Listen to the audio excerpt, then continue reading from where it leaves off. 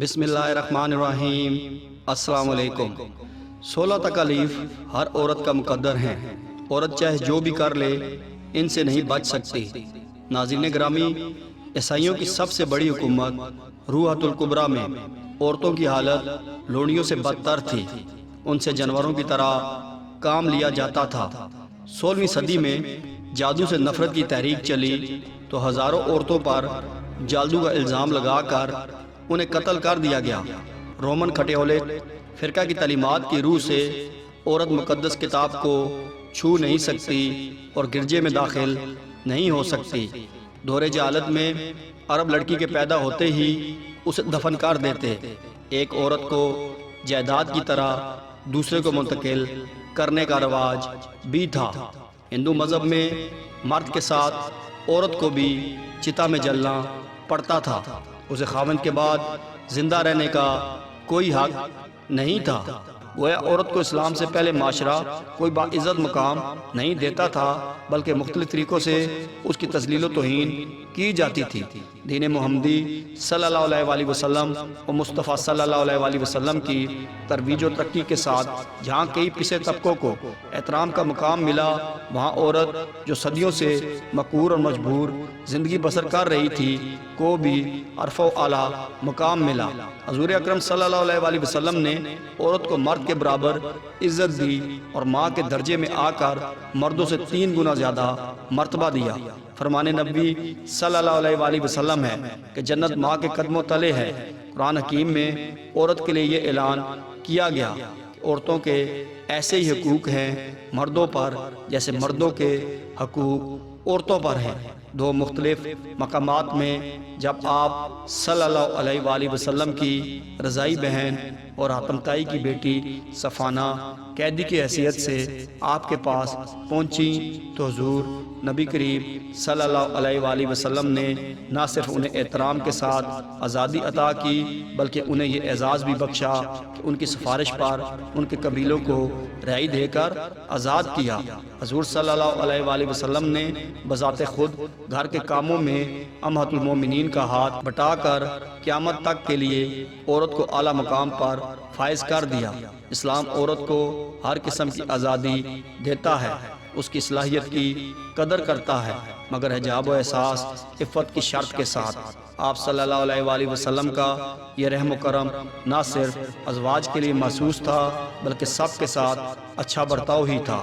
اسلام سے پہلے عرب میں لڑکیوں کو زندہ دفن کر دیا جاتا تھا، لڑکی کی پیدائش کو منحوس سمجھا جاتا تھا۔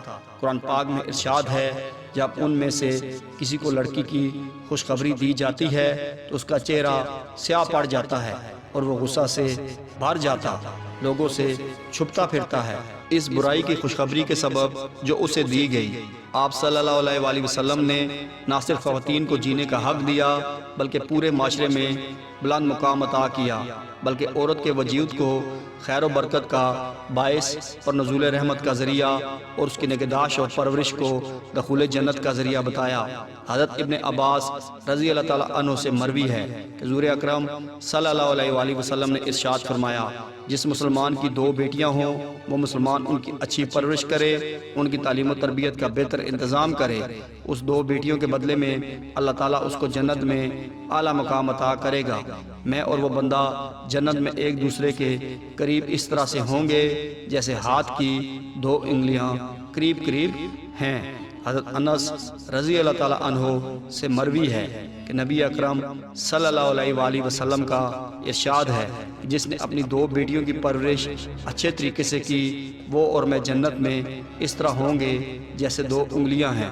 یہ ارشاد فرمایا کہ آپ صلی اللہ علیہ وآلہ وسلم نے اپنی دونوں انگلیوں سے اشارہ فرمایا۔ حضرت فاطمہ رضی اللہ تعالیٰ عنہا سے مروی ہے کہ جس شخص نے ان بیٹیوں کے کسی معاملے کی ذمہ داری لی اور ان کے ساتھ بہترین برتاؤ کیا تو یہ بیٹیاں اس کے لیے جنت کا بہترین سبب بنیں گی۔ یہ بیٹیاں اپنے والدین کے لیے جہنم کی آگ سے نجات کا سبب بنیں گی۔ عورت کو اللہ پاک نے بہت صبر والا بنایا ہے۔ ان سب عظمتوں اور رفتوں کے علاوہ کچھ خاص تکالیف ہیں جو اس دنیا میں عورتوں کو ملنا ان کے مقدر میں لکھ دیا گیا ہے۔ عورت کی کوتاہیوں سے درگزر کا حکم دیا گیا۔ نہ صرف یہ کہ نبی اکرم صلی اللہ علیہ وسلم عورتوں کے ساتھ اچھا سلوک کرنے کا حکم دیا ہے، بلکہ ان کو تکالیف کو دور کرنے کی بھی تاکید فرمائی۔ اسی کو اللہ عز و جل نے یوں فرمایا، اور ان عورتوں کے ساتھ حسن و خوبی سے گزر بسر کرو، اور اگر تم کو وہ ناپسند ہوں تو ممکن ہے تم اس کی ایک چیز ناپسند کرو اور اللہ تعالیٰ اس کے اندر بڑی منفعت رکھ دے۔ اسی کو ایک روایت میں نبی صلی اللہ علیہ وسلم نے فرمایا، کوئی مسلمان مرد کسی مسلمان عورت کو ایک کے لیے مقبوض نہ کرے کہ اس کی کوئی عادت ناگوار گزرے، اس لیے کہ اگر ایک عادت ناپسند ہے تو ممکن ہے کوئی دوسری عادت پسند آ جائے۔ ان روایات سے پتہ چلتا ہے کہ اللہ کے نبی صلی اللہ علیہ وسلم نے عورت کے ساتھ خصوصیت سے رحم و کرم کا معاملہ فرمایا، اس کی صنفی نزاکت کو ملحوظ رکھا اور اس کے ساتھ رحم و کرم کرنے کا حکم دیا، اس پر بار اور مشقت ڈالنے سے منع فرمایا اور اس پر بے جا سختی سے روکا، اس کو کیر و مذلت سے نکال عزت و وقار کا تاج پہنایا، ماں، بہو، ساس، بیوی وغیرہ کی شکل میں اس کے حقوق عنایت کیے، اس کی تعظیم و اکرام کا حکم کیا، اس کی پرورش و پرداخت اور اس کی نگرانی اور دیکھ بھال کو جنت کا وسیلہ اور ذریعہ فرمایا۔ یہ صنف نازک کے ساتھ نبی کریم صلی اللہ علیہ وسلم کا رد عمل تھا۔ آخر میں 16 تکالیف جو عورت کے مقدر میں ازل سے ہی لکھ دی گئی ہیں۔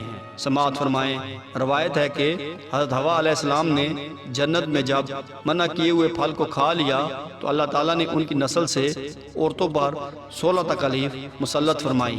نمبر 1 ماواری حیض، نمبر 2 پیدائش کے وقت کرد ذہ، نمبر 3 اپنے ماں باپ سے جدا ہونا اور ایک اجنبی آدمی کے ساتھ زوجیت کا تعلق رکھ کر زندگی بسر کرنا، نمبر 4 نفاس، وہ خون جو بچہ جننے کے بعد جاری ہوتا ہے، نمبر 5 طلاق کا اختیار ہر وقت مرد کو ہے، نمبر 6 میراث میں عورت کا حصہ مرد سے کم ہے، نمبر 7 جمعہ، عیدیں اور جنازے کی نماز مردوں پر فرض ہیں، نمبر 8 مرد کے لیے جائز ہے کہ ایک ساتھ 4 عورتیں اپنے نکاح میں رکھے، عورت کو صرف ایک ہی مرد کے ساتھ نکاح کرنے کی اجازت دی گئی ہے، نمبر 9 عورت کا اعتکاف صرف اپنے گھر میں ہی ہو سکتا ہے، مسجد میں نہیں، نمبر 10 2 عورتوں کی گواہی ایک مرد کے برابر ہے، نمبر 11 عورت کے لیے جائز نہیں کہ بغیر کسی رشتہ دار محرم کو ساتھ لیے سفر کرے، نمبر 12 عورت کو اپنی ذات کا کوئی اختیار نہیں بلکہ وہ مرد کے قبضے میں ہے اور وہ کفار سے جہاد کرتے ہیں، جبکہ عورتوں کے لیے ان میں سے کوئی بات ضروری نہیں، نمبر 13 خواتین میں امیر بننے اور حاکم اور قاضی بننے کی صلاحیت نہیں، نمبر 14 اجر و ثواب کے 1000 حصے ہیں جن میں عورت کے لیے صرف ایک ہے اور باقی مردوں کے لیے ہیں، نمبر 15 بدکار عورتوں میں سے ہر ایک کو قیامت کے دن آدھی امت کے برابر عذاب ہوگا، نمبر 16 شوہر کے مرنے اور طلاق پانے کے بعد عدت پوری کیے بغیر عورت نکاح نہیں کر سکتی۔ مزید ویڈیوز کے لیے ہمارے چینل کو سبسکرائب کریں۔ Thank you.